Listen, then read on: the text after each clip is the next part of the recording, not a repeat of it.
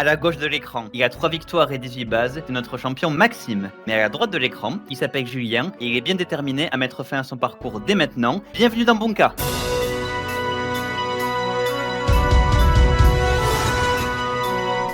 Bonjour à toutes et à tous, à vous sur notre plateau virtuel et derrière votre écran. On est ravis de vous accueillir pour une nouvelle émission qui promet d'être formidable. Aujourd'hui, nous sommes le dimanche 26 avril. On est bientôt à la fin de ce mois qui est passé à une vitesse absolument folle. Bunka reste là pour votre rendez-vous hebdomadaire et on vous remercie beaucoup pour votre fidélité. On accueille une nouvelle fois notre champion Maxime qui a 3 victoires pour le moment. Comment vas-tu Maxime ? Eh ben ça va, ravi de faire une 4e émission. Je vous aurai un petit peu suivi pendant tout ce mois d'avril sur Bunka. Donc moi ça va super, en espérant que ça continue. J'ai ouï dire que tu étais passionné de géographie. On l'avait vu il y a 2 semaines avec la finale sur la Grèce où tu avais particulièrement brillé, on peut le dire. Et tu tiens cette passion de quelque chose d'un peu atypique. Est-ce que tu peux nous en dire un peu plus, s'il te plaît ? Alors tout a commencé il y a maintenant quelques années, quand j'étais petit. Je me suis mis à collectionner les départements, les magnets de départements des boîtes de cordon bleu. Donc je pense que comme beaucoup de gens un petit peu de mon époque, je me suis mis à les collectionner et j'ai passé des heures devant mon frigo à les apprendre et à essayer de me dire lesquels il me manquent. Je suis même allé jusqu'à aller sur un site pour faire des échanges de départements avec des gens sur un forum et tout genre. Et donc de là m'est venue la passion de géographie. Après derrière mes parents m'ont acheté un jeu sur les drapeaux, donc je les ai tous appris en quelques temps. C'est resté jusqu'à maintenant. Ben, c'est génial. Est-ce que tu avais réussi à compléter tout le territoire avec les magnettes ? Bien sûr, j'ai réussi à en faire 2 même. Ça avait vraiment duré sur quelques années. Donc j'avais réussi une belle collection et mangé pas mal de cordons bleus. On joint l'utile à l'agréable. On continuera à voyager pendant cette émission. En tout cas, Maxime, tu nous as prouvé jusqu'à présent que même si tu aimais les cordons bleus, tu n'étais pas un bleu avec tes 18 bases. Donc on t'en félicite une nouvelle fois et on te souhaite une très belle émission à nos côtés. Merci beaucoup. Face à toi, nous avons aussi un challenger qui déborde de motivation. C'est Julien. Comment ça va, Julien ? Est-ce que tu es en forme ?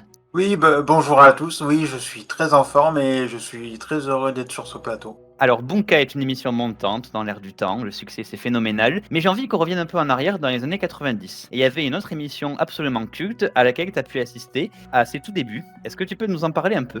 J'ai pu assister au Big Deal, alors ça remonte à il y a plus de 20 ans. Je crois que c'était en 99 il me semble, parce que l'émission a démarré en 98 et effectivement j'étais dans le public. Et alors, tu avais adoré cette expérience ? Qu'est-ce que ça t'a fait d'être vraiment dans le back-office de cette émission ? C'était une expérience que j'ai adoré suivre depuis le public et j'ai découvert que quand on tourne une émission de télévision, que ce soit en direct ou en différé, parce qu'il faut le savoir que le Big Deal c'est enregistré, c'était un gros barnum pour l'époque. Ah ben ça bien sûr, c'est toute une logistique et forcément on a des étoiles plein les yeux chaque fois qu'on y va, je suis bien d'accord. Ouais. Aujourd'hui tu es de l'autre côté, tu es acteur sur le plateau et on te souhaite bonne chance et surtout de bien t'amuser à nos côtés. Merci. Pour aujourd'hui, pour ce 26 avril, on va jouer avec un thème qui m'est personnellement très cher. Mais avant, j'ai envie de vous connaître un peu plus et je vais vous demander s'il vous plaît, quelle est votre date d'anniversaire ? Maxime, pour commencer. Alors moi je suis né le 9 septembre. Si tu es né le 9 septembre, ton signe astro c'est Vierge, si je me trompe pas ? Exactement. Deuxième interro, Julien, toi c'est quoi ? Le 11 janvier. Donc toi tu es Capricorne ? Oui. Donc vous l'aurez compris, on ne va pas jouer avec ces signes-là aujourd'hui. On va partir sur un signe qui est plutôt dans l'air du temps, en avril et en mai, connu pour sa détermination, sa persévérance, mais aussi pour son côté têtu. Aujourd'hui, Bunka va prendre le taureau par les cornes. Qu'en pensez-vous ? Bon thème, on va voir ce que ça nous réserve, parce que je me demande ce que vous avez pu faire comme question là-dessus, mais très bon thème. Je vais voir ce que ça réserve aussi. Comme on dit, chaque thème a son lot de surprises. Ah, vous nous connaissez, vous savez qu'on a beaucoup de surprises pour vous. En tout cas, on va commencer cette émission vachement qualitative avec la question d'estimation. Au total, lors de la saison 2025, combien de spectateurs ont assisté aux 62 corridas organisées dans les arènes de Madrid ? Vous avez 20 secondes pour répondre. Et pendant que nos candidats réfléchissent, parlons un instant de cet animal extraordinaire qu'est le taureau. C'était pendant des années un symbole de puissance, de virilité, une créature qui a fait l'objet de sacrifices aussi pour des divinités. On va parler de corrida, figurez-vous que c'est un sujet qui divise, parce que malgré les nombreuses lois protectrices des animaux aujourd'hui, la corrida est toujours très développée, notamment dans le sud de la France, parce que c'est traditionnel et c'est un spectacle pour beaucoup de monde. En tout cas, on va voir ce qui se passe du côté de nos candidats. Messieurs, j'ai bien reçu vos réponses. Et on va dire que vous n'êtes pas tout à fait allés tous les deux dans le même ordre de grandeur. J'ai d'abord Julien qui m'a proposé 250 000 spectateurs pour ces 62 corridas. Un chiffre tout à fait honorable. Et Maxime, on rappelle Maxime que tu n'as jamais gagné de question d'estimation pour l'instant. Est-ce que cette fois-ci serait la bonne selon toi ?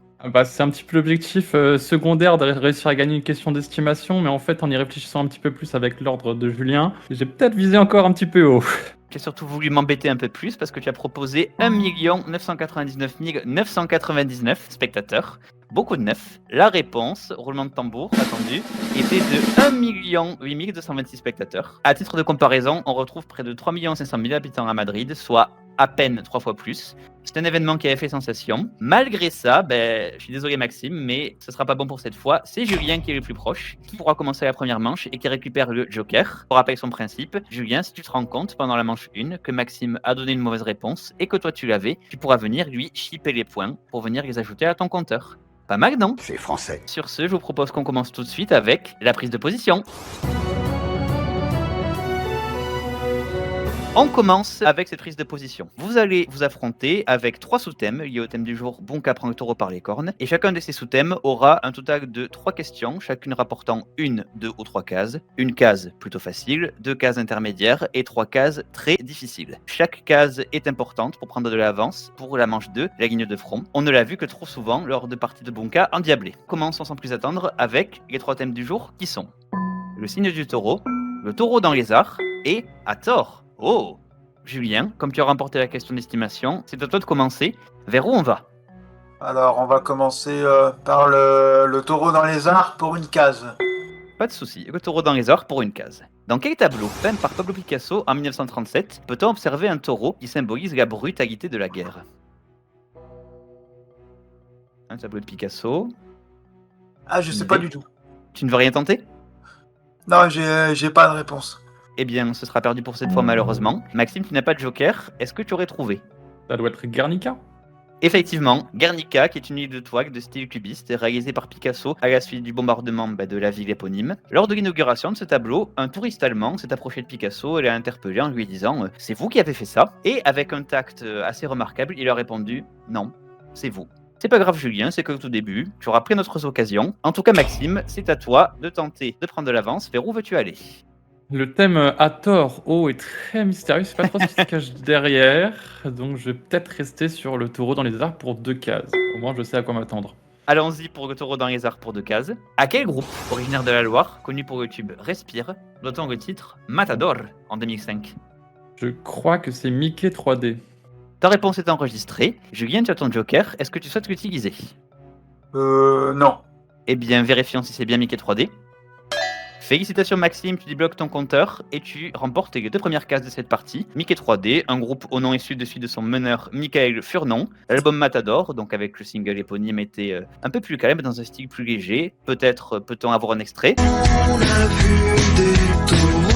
Pas plus, merci. Bravo Maxime, 2 cases pour l'instant. Julien, c'est à toi de débloquer ce compteur maintenant. On peut continuer sur le taureau dans les arts, finir la colonne, ou aller vers toute autre chose. Qu'est-ce que tu préfères? Je vais tenter à tort haut pour une case. Eh bien, vérifions ce qui se cache derrière ce thème très intriguant. Signifiant littéralement « par ma faute », quelle locution latine peut être utilisée par quelqu'un qui reconnaît ses torts? Malheureusement, j'ai pas de réponse. Ok, pas de souci, donc on verra un peu plus tard. Maxime, toujours pas de joker, mais une idée? Je dois dire mea culpa. Effectivement, donc là tu ne peux pas dire mea culpa parce que c'est la bonne réponse, bravo. T'en fais pas Julien, on a vu des matchs commencer très lentement et se solder par des victoires magnifiques. Et Maxime, tu peux profiter de ce faux pas pour continuer à creuser l'écart. Où va-t-on? Je pense que je vais ouvrir le signe du taureau avec 2 cases, s'il te plaît. Un signe splendide, n'est-ce pas? Allons-y. Né le 29 avril 1972 à Saint-Jean-de-Luz, quel journaliste a présenté C'est à vous sur France 5, puis le journal de 20h sur France 2? Bonne question. Saint-Jean-de-Luz. Eh bien, je vais tenter. Ça me paraît à peu près bon au niveau des dates de naissance. Anne-Sophie Lapix, il me semble qu'elle a fait C'est à vous, si je dis pas de bêtises. Anne-Sophie Lapix, c'est une réponse qui se tente. Julien, deuxième opportunité d'utiliser le joker. Qu'en fait-on? Je pense que Maxime est sûr de sa réponse, donc je vais pas l'utiliser. Ok, je suis pas sûr qu'il était si certain pour le coup, mais Je suis vérifions pas quoi si qu'il en certain. soit. Ok. Et bravo, Maxime, malgré l'hésitation, tu as trouvé. C'est bien Sophie Apix, qu'on a vu sur de nombreuses chaînes et pas mal de programmes cultes. Bravo Maxime, 4 cases, toujours aucune pour Julien, mais je suis sûr que celle-ci est pour toi. Vers où va-t-on? Je vais essayer de débloquer le compteur, alors je vais tenter pour 2 cases, à tort haut. À tort haut. Allez, on continue sur ce joli jeu de mots. Quelle théorie, aujourd'hui démentie, considérait que la santé et le caractère étaient influencés par des fluides corporels comme le sang ou la bile noire? Ah, je sais pas du tout là. Ok, donc tu ne tentes rien, rien qui t'inspire?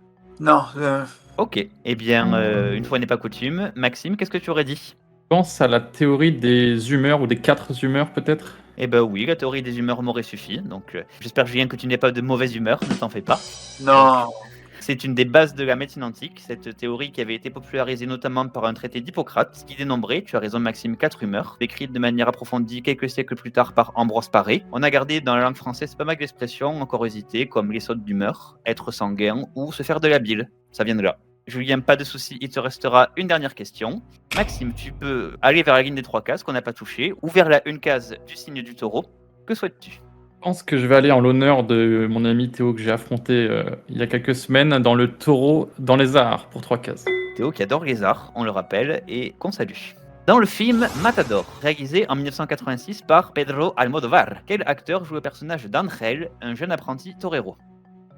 Est-ce que tu as vu ce film, Maxime? Je ne l'ai clairement pas vu. Je D'accord. n'en ai pas entendu parler. Et j'essaie de chercher un acteur espagnol, mais c'est pas mon fort. Non, j'ai rien qui me vient. Vraiment, sur les acteurs espagnols, Javier Bardem, allez. Ok, Javier Bardem, c'est une réponse qui est enregistrée. Julien, autre opportunité, est-ce que tu utilises ton joker? Alors, comme je connais pas du tout ce film, donc je ne vais pas l'utiliser. Ok, on le garde bien au chaud peut-être pour tout à l'heure. Et on vérifie avec un petit suspense si c'est bien Javier Bardem, comme le propose Maxime.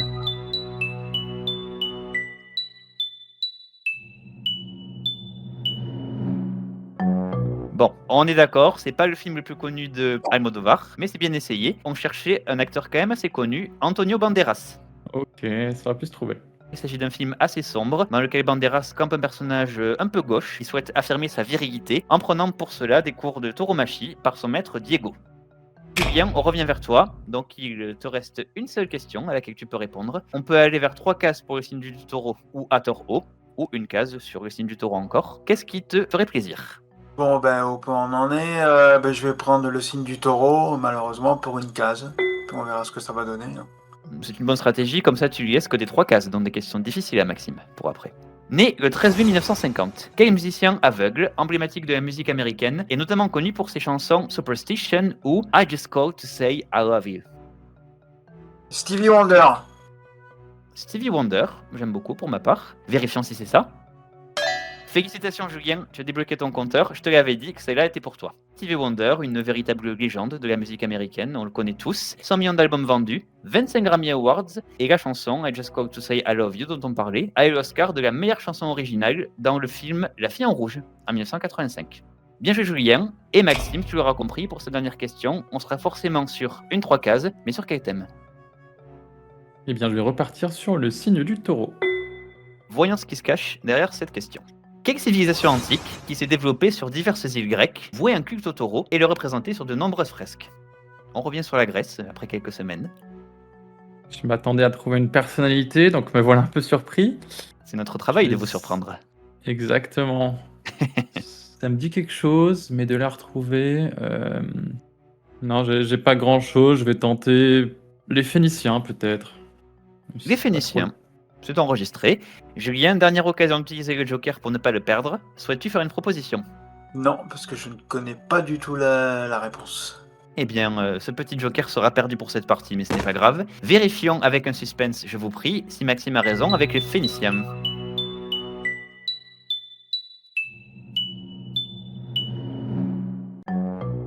C'est pas très grave parce que c'était un peu technique. Si je te dis que c'est un hommage à un roi légendaire de l'Antiquité, on cherchait pour le coup la civilisation Minoenne, qui vient du roi Minos. Ok, ouais.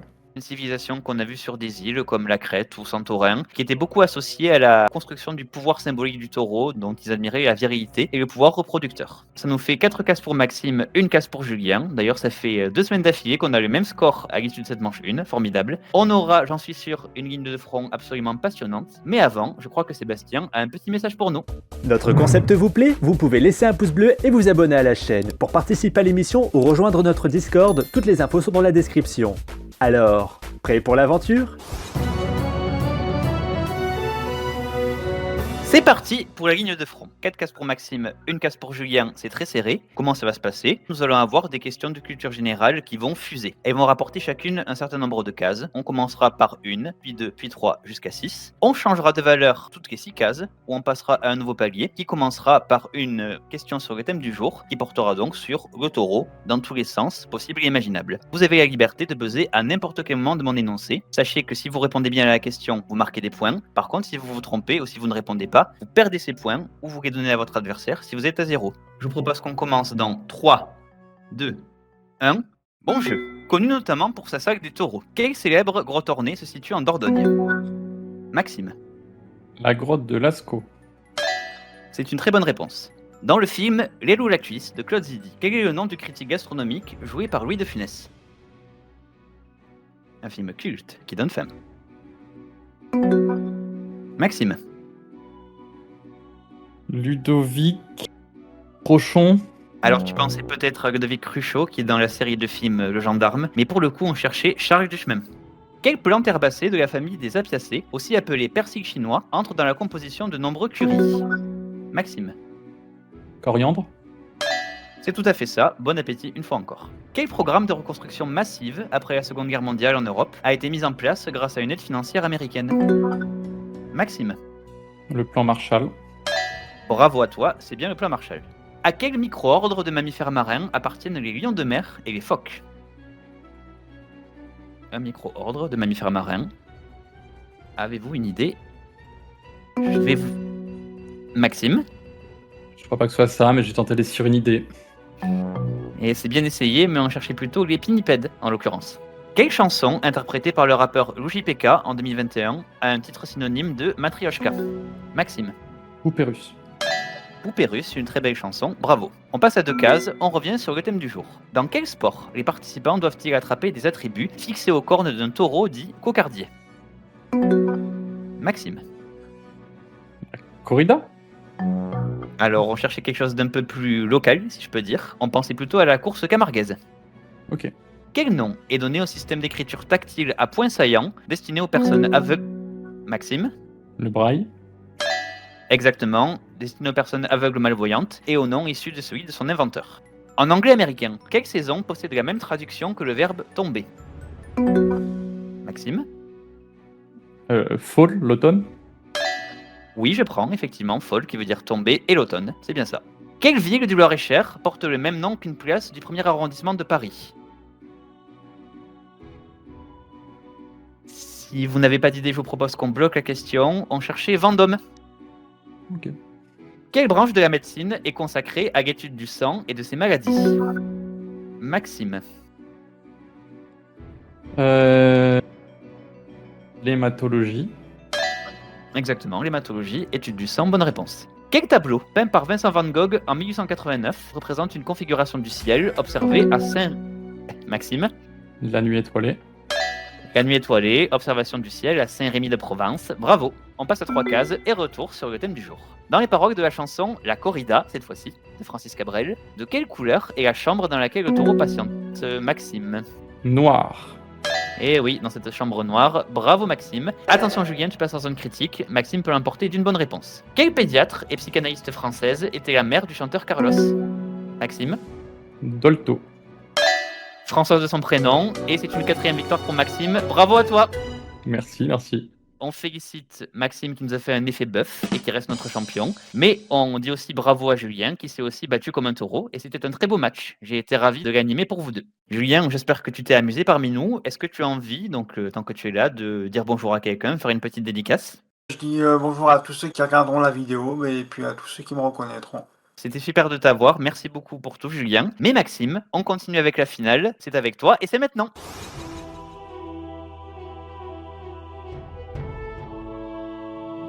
Et c'est donc la 4e finale pour notre champion Maxime. Encore félicitations à toi. Merci beaucoup. La dernière fois, tu te souviens qu'on était à Istanbul, en Turquie. Aujourd'hui, je te propose de retourner un peu en Europe centrale et de se rendre en Roumanie, un peu plus précisément dans la ville de Cluj-Napoca. Est-ce que tu connais cette ville? Est-ce que tu en as entendu parler? Je connais un petit peu de nom grâce à GeoGuessr. Après, je ne vois pas quel thème peut être en lien avec cette ville. Alors pour cela, pour en apprendre un peu plus, écoutons cette magnifique vidéo de Laura qui va nous en dire davantage. Bienvenue dans la capitale officieuse de la Transylvanie. Attendez, je sais pas comment ça se prononce. 2 secondes. Cluj-Napoca. C'est génial! On y trouve non pas le château de Dracula, mais une importante proportion universitaire, où un habitant sur 5 est étudiant et possède un des meilleurs débits internet d'Europe. C'est la destination idéale pour vous si vous voulez regarder Bunka ou faire une LAN League of Legends. Je pourrais juste pas vous rejoindre comme mon compte est ban. Hello, darkness, my old friend. Notre finaliste va devoir retrouver 10 personnages qui sont ou qui ont un rapport avec des vampires. Alors, prêt à sortir les crocs? Merci beaucoup Laura. Cluj-Napoca, pour t'aider un peu plus, c'est une ville qui est plus précisément en Transylvanie, en Roumanie. Et qui dit Transylvanie dit vampire. Vampire. C'est la thématique de la finale. Pour cette occasion, tu vas devoir retrouver 10 vampires ou des choses qui ont rapport avec eux. Donc si tu es prêt Maxime, je te propose qu'on y aille dans 3, 2, 1, maintenant. J'aurais dit Vlad l'Empaleur pour le 1. Pas tout à fait. Dracula alors. Non, pas tout à fait. Continue. Oui, c'est en tête. Vlad, juste Vlad. Vlad 3 peut-être. Non plus. En Malheureusement. 3, Bram Stoker, on va changer. Bonne réponse. Peut-être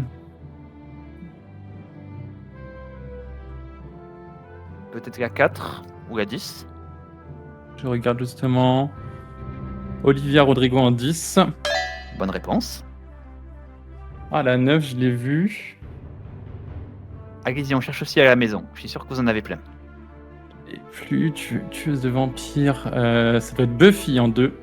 C'est une très bonne réponse, bravo. Le compteur lock non emblématique. Nosferatu peut-être. Ouais, exactement, Ok. bravo. Il était là. Allez, tu as 10 secondes, une de plus peut-être.